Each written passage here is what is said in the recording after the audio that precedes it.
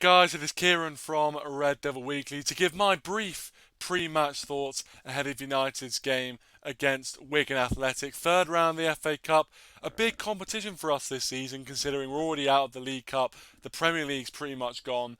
This is our only chance of any sort of silverware this season. And I'll be honest, the way we're playing this season, I'm not holding out much hope, but we have to be in it to win it, and hopefully we're still in it come May. And this is the start of that journey. Wigan are going to be massively up for it. Currently sitting 18th in League One.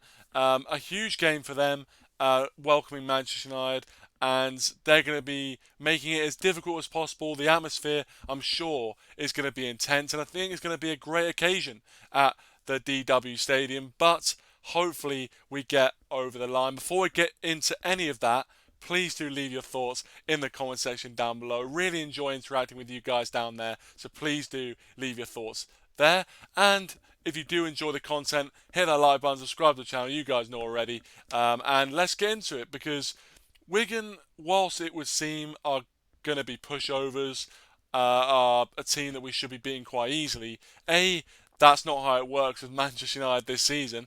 And B, they're a team that can be very difficult and have provided some big upsets in the FA Cup. One of them, of course, if you're from Manchester United persuasion, like I am, was knocking out Man City in the 17-18 season, 1-0 at the DW Stadium.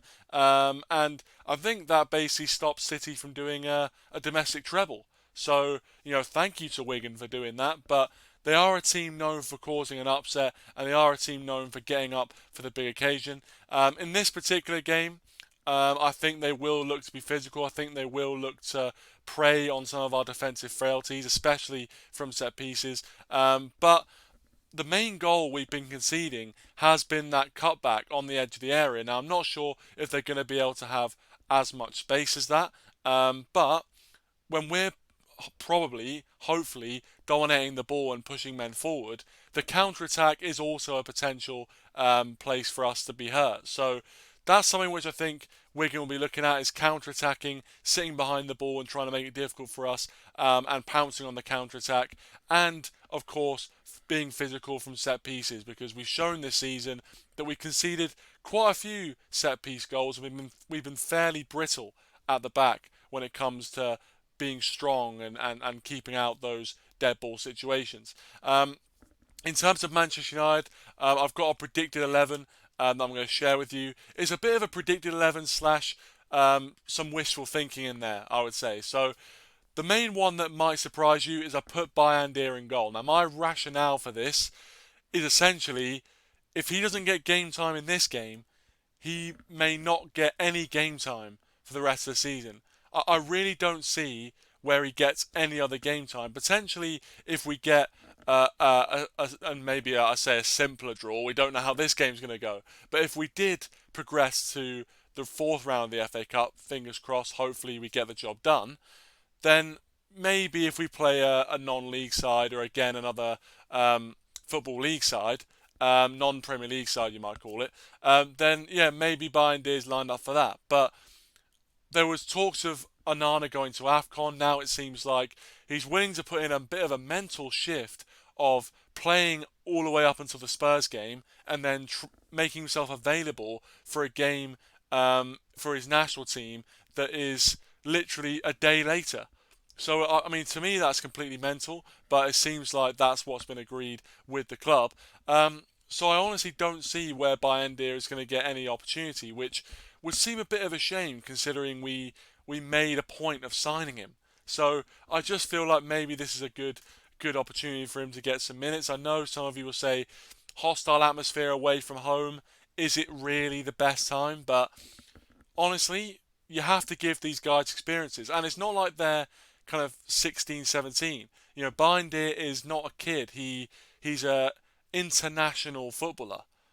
He's played and got caps for Turkey. So if we can't trust him in these situations, when are we going to be able to trust him? So that's my rationale on that. I've got Wan-Bissaka, Varane, Evans, Dalot, Mainu, McTominay, Fernandes, Rashford, Garnacho, and Højlund. Obviously, no Martial, or at least I don't think Martial's going to be involved.